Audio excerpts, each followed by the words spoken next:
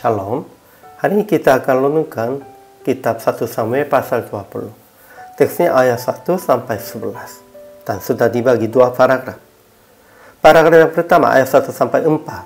Daud berkata kepada Yonatan, hanya satu langkah jaraknya antara aku dan maut.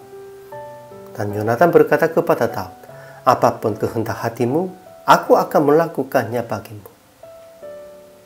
Paragraf yang kedua ayat 5 sampai 11. Daud memohon kepada Yonatan, akan berkata kepada Saul, Daud telah meminta dengan sangat kepadaku untuk pergi dengan segera ke Bethlehem dan akan beritahukan reaksi Saul.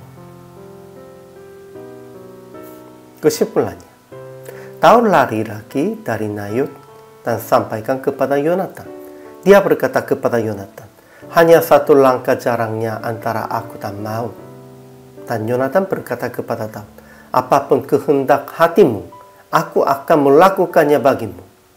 Jadi Daud berkata lagi bahwa ia tidak akan ikut perjamuan bulan baru.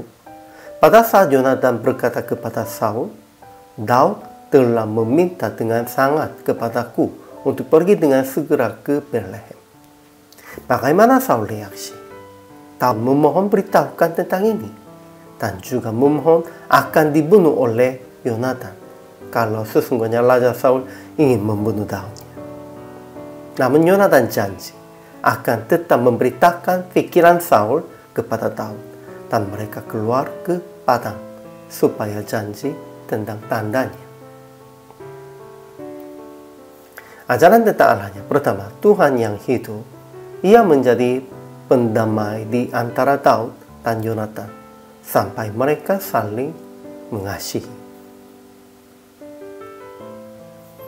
Ajaran tentang manusianya. Pertama, Daud datang kepada Yonatan dan berkata tentang kesusahan hatinya dengan berkata, hanya satu langkah jaraknya antara aku dan maut. Dan dia memohon kepada Yonatan akan beritahukan reaksi Saul pada saat Yonatan berkata tentang pertemuan dengan Daud dan membiarkan pergi Daud. Kemudian berkata kepadanya.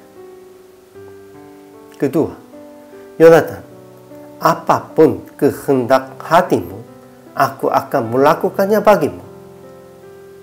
Kemudian ia janji kepada Daud, akan berkata di hadapan Saul sesuai dengan pesan Daud dan akan memberitahukan reaksi Raja Saul.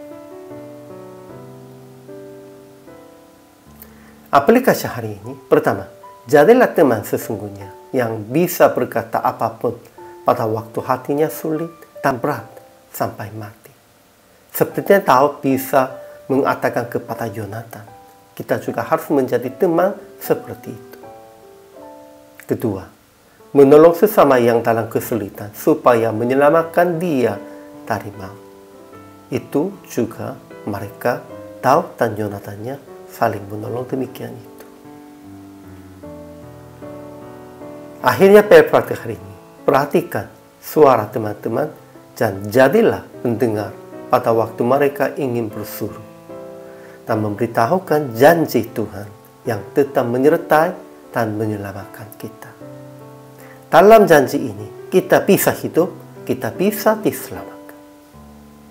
Kita orang percaya harus memberitakan tentang ini. Hari ini juga, selamat melayani. Tuhan Yesus memberkati.